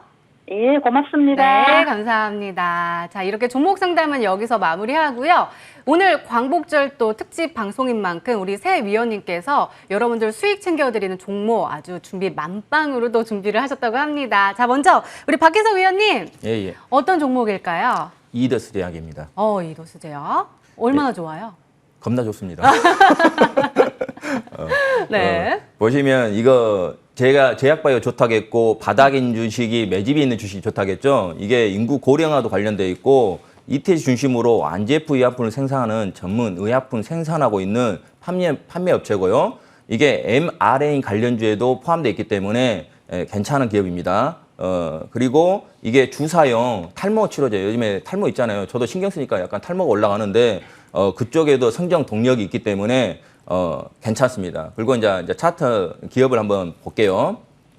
이 기업 분석을 하시면 보면 유보율이 제가 제약바이오가 적자 기업도 있고 많다 했잖아요. 그 대신 이렇게 유보율도 많고 부채비율 적은 기업도 있습니다. 그러니까 이런 기업을 골라서 하시면 될 것 같고요. 차트를 보고 어떤 게 매집 차트인지를 한번 보시면서 보겠습니다. 이런 식으로 누가 들어왔죠. 이렇게 누가 들어왔단 말이에요. 그리고 지금 저점을 지키면서 하고 있고 또 지금 거래가 들어오고 있지 않습니까? 이런 패턴들이 좋다는 거예요. 그러니까 서린 바이오 같이 신고가 종목들은 바로 먹을 수 있는 주식이고 이런 것들을 모아 가시면 여러분들이 수익이 날 수 있고 그 대신 내가 단기로 어떻게 뭐 손절하고 싶다, 막 이렇게 하고 싶다면 손절선을 지키면서 하시면 되겠고 기술적 분석을 좀 섞어가서 이렇게 기업적 분석, 모멘텀, 뭐 펀드 메탈 다 좋습니다. 근데 여러분들이 좀 기업적 분석을 섞어서 이렇게 차트랑 섞어서 하면 내가 단기로 할지 아까 시청자들 보면 좋은 주식인데 고점에서 많이 들어갔단 말이에요. 그러면 그걸 손절하고 하면 좋은데 그걸 못 한단 말이에요. 보면 이 주식도 보면 6월 23일 같은 경우 장대양목 나왔죠. 이 양봉 깨입니까? 안 깨잖아요. 여러분들. 안 깨면서 움직이잖아요. 그리고 지금 양봉들이 다 매수의 그거거든요. 그런 구간을 여러분들이 생각하시면 될 것 같고 15,000원 이하, 15,000원 이하에 매수를 하면 좋겠고요. 목표치는 18,000원 잡지만 이거 내 생각에 더 갈 수도 있으니까 일단은 1차는 18,000원 잡고요. 작게 손절은 14,000원 잡지만 여러분들이 길게 봐도 되는 주식이라는 거 그것까지 생각하시면서 한번 이 주식 관심 있게 보셨으면 합니다. 네, 박혜석 위원님의 관심주는 위더스 제약입니다. 목표가는 18,000원으로 설정해 주셨고요. 손절가는 14,000원으로 말씀해 주셨으니까 잘 참고해 주시기 바랍니다. 자, 이번에는 나영호 위원님. 어떤 네. 종목일지 정말 궁금합니다. 네, 오늘은 이노메트리라는 기업을 소개해드리도록 하겠습니다. 네. 자, 일단 이노메트리는 자동차용 2차 전지 관련해서 검사를 하는 회사라고 생각을 하시면 되겠습니다. 그래서 뭐 이제 자동차용 2차 전지 시장이 커질 거라는 것은 뭐 두말하면 잔소리죠. 좀 당혹스럽기도 합니다. 사실 뭐 차 좋아하시는 분들은 아시겠습니다만 저 역시도 이거 어떡합니까 이거.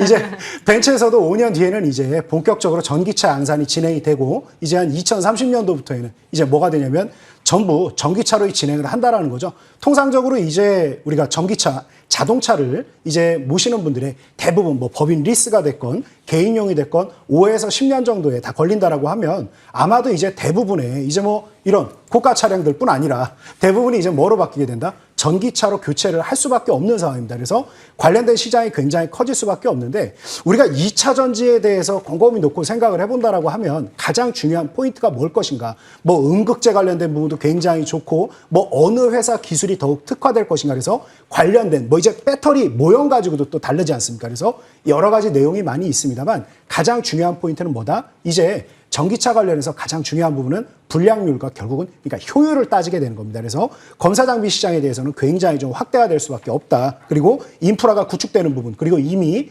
많은 어느 나라 어떤 차량을 소유하신 분이라 하더라도 전기차에 대한 흐름을 배제할 수 없기 때문에 이제 주변 인프라 구축하는 기업들에 대한 중요성이 굉장히 커질 것이다. 그래서 여태까지의 자동차가 결론만 얘기한다라 그러면 뭐 사실상 풀체인지라고 해봐야 껍데기 거의 그대로고 내부 그냥 인테리어 싹 바꾸고 그 안에 들어가는 그런 구동 모형들만 바뀐 거지 않습니까? 그래서 말이 풀체인지지 사실상 차에 대해서는 별로 바뀌지가 않았다. 그런데 이제 정말 5년 뒤에는 크게 바뀔 것이다. 그러면 이 크게 바뀌는 부분에 대한 준비를 언제부터 한다? 지금부터 해나가야 됩니다. 그래서 이 검사 장비 시장에 대해서는 굉장히 크게 확대가 될 가능성이 높고 일단 우리가 전기차라 그러면 양대 산맥이 테슬라하고 BYD지 않습니까? 근데 우리나라 기업들은 이제 조금 더 테슬라와 많이 업무를 좀 보고 있는 부분이 있어서 테슬라가 잘 나가는 부분이 더 도움이 될 수는 있습니다만 BYD도 나쁘지 않습니다. 그래서 이 회사 같은 경우는 가장 큰 매력이 뭐냐? 제가 이 주식을 볼 때 가장 중요하게 생각하는 게 결론은 영업입니다. 영업. 기업이라는 것은 얼마나 이 작은 기업이 큰 기업들과 일을 할 수 있는 것인가. 그러니까 제가 아까 앞서서도 삼성전자 1차 벤더, 2차 벤더 가불관계다라고 하는데 대기업들이 얼마나 까다롭게 품질 요구를 얘기하고 납기 관련된 부분을 얘기를 하겠습니까? 그 모든 걸 맞춰낼 역량이 돼야 기업에서 거래를 할 수 있는 거죠. 그래서 이 이노메트리 시가총액 우리나라에서 상당히 작은 이 소형 기업이 BYD 거의 1차 벤더 자회사급 되는 회사들과 계속해서 공급 관련 매출이 증대하고 있다는 부분이 상당히 긍정적이고 무엇보다 스태킹 그리고 용접 검사용 장비의 하반기 매출이 굉장히 크게 가셔야 될 가능성이 높다. 이렇게 말씀드리겠습니다. 네, 나영호 위원님의 종목은 이노메트리였습니다. 목표가는 25,500원에 손절가 15,000원으로 설정해 주셨습니다. 맞나요? 네, 맞습니다. 네, 잘 참고해 주시기 바랍니다. 제가 말씀을 드렸네요. 자, 우리 김종석 위원님, 아무래도 제약 바이오 섹터에서 뽑아오실 것 같은데 맞나요? 네, 사실상 제약바이오라는 게 제일 중요한 게 뭐냐면은 지금까지는 뭐 코로나19가 최단 기간에 이슈가 가장 크게 됐는데 원래 대장은 코로나보다 실제 규모가 큰 게 항암제 시장입니다. 시총이 거의 뭐 규모로 보자면은 거의 200조가 넘어가는 시장이고 대부분의 기업들이 뭐 200조, 300조 하는 기업들이 대부분 항암제로 컸거든요. 그래서 오늘 기업은 파맵신이라는 기업이다 말씀드리겠습니다.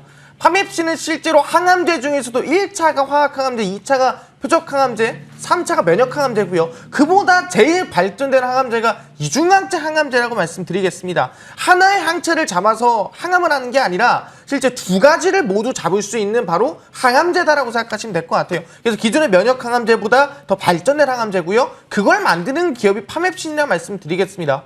그리고 매년 실제 ESM부터 시작해가지고 제약바이오 랠리에 이슈가 되는 기업들은 대부분 항암제고 항암제 기업들이 대부분 100%, 150%씩 상승이 나옵니다. 거기에 하나의 이 줄기를 타고 있는 게 파맵신이라 말씀드리겠고요. 그래서 주가를 보시면 아시겠지만 차트 최저점에서 좀 반등이 나와주고 있습니다. 그래서 120에서 아직 못 뚫고 있는데 아마 한동안 어느 정도의 단기간 눌림목을 통해서 눌림목이 나온 다음에 단기 상승이나 반등세 충분히 기대해 볼 수 있지 않을까. 당장 오늘 내일 보는 게 아니고요. 우상향 본다 생각하시면 될 것 같아요. 그래서 매수는 시초가 이하입니다. 음봉 매수하셔라 말씀드리고요. 목표가 같은 경우에는 상단에 14,500원 라인 때 돌파 한번 봅시다 말씀드리고요. 손절가는 11,000원 잡으면서 천천히 대응해 보시길 바라겠습니다. 네, 우리 김동석 위원님의 종목은 파맵신이었습니다. 음봉 매수 전략 세워주셨고요. 목표가는 14,500원, 손절가는 11,000원으로 세워주셨습니다. 우리 새 위원님의 종목들 필승 한번 기원해 보도록 하겠습니다. 화면으로 다시 한번 정리해 볼게요.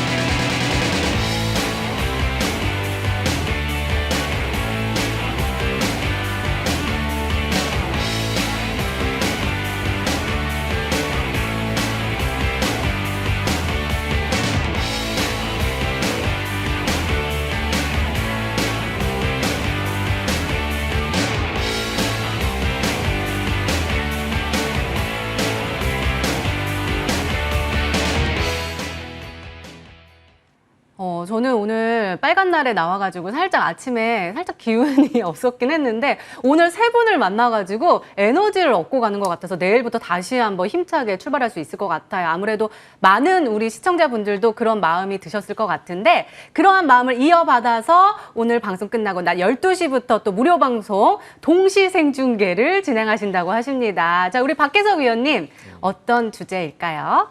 예, 하반기 빅피처입니다. 빅피처. 예.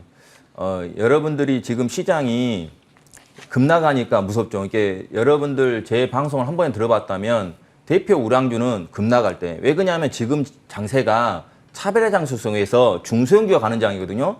근데 여러분들이 대표 우량주를 가지고 있으니까 올해 그걸 가지고 있으니까 수익이 안 난 거예요. 그리고 삼성전자도 마찬가지. 삼성전자도 지금 급락하고 하이닉스도 급락하죠. 지금이 어떻게 보면 저점 매수 구간입니다. 근데 한 방에 사지 마시고 저점 매수하시면 이거 또 들어주거든요. 들어줄 때 또 팔고 여러분들. 이게 지금 시장이 삼성 S다에 신고가 가고 있고 2차 전지가 좋고 있고 제약바이오 안 빠지고 있고 메타버스 다시 좋을 거고 이런 걸 봤을 때 하반기 전망 좋게 보고 지금 시장 절대로 안 끝납니다. 그러니까 큰 흐름을 알아야 여러분들이 그걸 아는데 그냥 종목만 보면 몰라요. 그러다 보면 나중에는 빠져버립니다. 그리고 종목 너무 우리 패밀리도 같은 그러는데 종목 주면 불나방점 붙어요. 풀지 마시고 시장 이번에 한번 이렇게 급락할 때 다시 들어줄 거니까 이럴 때 역시 시장만 종목만 보는 게 아니구나. 그리고 종목 물렸을 때 단기로 짧게 손절 보고 뭐 수익 난 건 길게 가져가고 그런 거를 좀 보시면 어땠을까 생각하면서 제가 공방에서 이런 이야기 저런 이야기 많이 하면서 여러분한테 많은 도움 줄 테니까 뭐 궁금하다, 이거 힘들다, 어떻게 하면 되겠는지 이런 거 궁금한 거 있으면 전 소통하는 전문가이기 때문에 소통하면서 여러분한테 많은 이야기하고 도움된 이야기 당장 내일 어떻게 될 건지 이런 걸 이야기해 줄 테니까 제발 시장 먼저 보시고 종목을 보셔라. 제가 아까 낚시 안 좋아하는 그 이야기 한 것처럼 그거를 꼭 명심하시고 물방 고기반 때 된 것처럼 주식도 종목이 많이 상승할 때가 좋다는 거. 그거 꼭 명심하시고 추세 깨진 거는 좀 반등주 때 축소에 같이 빠졌으니까 같이 빠졌을 때 이때 수평 이동하는 겁니다. 급락할 때. 그러니까 주식은요 급락했을 때 내 주식이 안 좋으면 같이 빠졌기 때문에 그때 수평 이동하는 게 제일 좋다는 것도 명심하시면서 여기까지 하겠습니다. 네, 우리 박혜석 위원님이 그리고 계신 하반기 빅피처는 어떤 모습일까요? 함께 해주시면 좋을 것 같습니다. 자, 우리 나영우 위원님 자극적인 주제였어요. 제 마음을 지금 꽉 끌어당기고 있거든요. 아니에요? 자꾸 부정적인 표현을 하시는 이유를 네. 잘 모르겠는데, 자, 아무튼 오늘 그 공개 방송을 통해서 제가 여러분들에게 보여드리고 싶은 부분은 지난 이제 17년간 이제 국가공인 펀드 매니저이자 이제 그룹사와 여러 금융기관에서 최고의 성과를 내왔고, 이제 아마 머니투데이에서 저 친구 처음 보네 하는데 아마 제 얼굴이 낯익은 분들은 또 다른 채널에서 많이 보셨겠죠. 한 5년 연속 계속해서 최고의 성과를 만들 수 있었던 이유, 그리고 잠시 이제 뭐 벤처 사업한다고 좀 공백이 있었습니다만 다시 돌아와서 지금 3개월째 가장 최고의 성과만 내오고 있습니다. 그러니까 여태까지 제 걸어온 17년간의 발자취가 우연이 아니라면 분명히 뭔가 성공할 수 있는 부분이 있을 겁니다. 그래서 자극적이다라는 이런 표현들보다는 과연 저런 성과를 어떻게 만들 수 있었는지에 대해서 개량적으로 한번 잘 접근해 보도록 하자. 그러니까 저는 오늘 공개 방송을 길게 하지는 않을 생각입니다. 한 20분 정도만 짧게 하고 좀 마무리를 지을 테니까 우리 시청자님들, 관심 있는 분들은 한번 들어보시고 내일 당장 9시 1분에 상한가 들어갈 수 있는 종목을 같이 한번 찾아보자. 이렇게 말씀드리겠습니다. 네, 지난 17년간 잘했고 앞으로 37년간도 잘합시다. 네. 화이팅! 상한가로 가는 그 길을 포착해서 말씀해 주신다고 하시니까요. 오늘 많이 참여해 주시고요. 우리 김동석 위원님, 역시 제약 바이오 하면 또 저는 또 김동석 위원님 또 생각이 나는데 오늘 그에 대해서 말씀해 주실 거죠? 네, 사실상 이 제약바이오 관련해서는 매년 돌아오는 시기가 있습니다. 실질적으로 뭐 2020년도, 2019년, 18년도 매년 할 거 없이 매년 8, 9월에 저점을 찍고 바닥에서 상승 랠리가 나오는 경우가 대부분이거든요. 그 시작이 바로 ESMO다. 그 시작이 유럽 종양학회를 말씀드리겠고요. 그 이후에 면역 항화학회, 그 이후에 JP모건 컨퍼런스 AACR 이어간다 말씀드렸죠. 그러니까 대부분이 5월, 6월, 7월에 제약바의 저점을 찍고 8, 9월부터 우상향이 나온다 한다면은 그 중에 대장주가 뭐냐 물어본다면 코로나가 아니라 항암제다. 코로나 실제 규모가 지금 200조가 안 된다라고 한다면은 항암제 규모는 200조, 250조 넘어간다 말씀드렸습니다. 그러다 보니까 항암제 만드는 기업들이 코로나 치료제도 만드는 거고 주는 실질적으로 항암제라는 거예요. 그러다 보니까 실제로 기업의 시가총액이 1000조, 2000조도 안 되는 기업들이 기술 수출 한 번 하면은 1조, 2조, 많게는 10조 이상 넘어간다 보시면 될 것 같습니다. 그 항암제 중에서도 가장 발전된 항암제가 뭐다? 표적 항암제를 넘어선 면역 항암제다. 이 면역 항암제만 하더라도 매년 거의 30조 이상의 시장이 성장하고 있는 상황입니다. 그렇다고 한다면은 이 30조 이상 성장하고 있는 지금의 면역 항암제 시장에서도 대장주가 있다 한다면은 지금 이 제약바의 랠리가 시작된 저점 부근에서 많이 간다면은 상한가 한 번에서 50%, 100%, 200% 그 이상까지도 기대해 볼 수 있다는 거죠. 그러다 보니까 제2의 SK 바이오사이언스가 아마 하반기에 나올 가능성이 높다는 말씀드리고 작년 2020년도에 드렸던 부강약품 200%라든가 일항장품 뭐 200%라든가 파밀세 100% 그 이외에도 실제 제약바의 상승 랠리가 충분히 많이 나와줬거든요.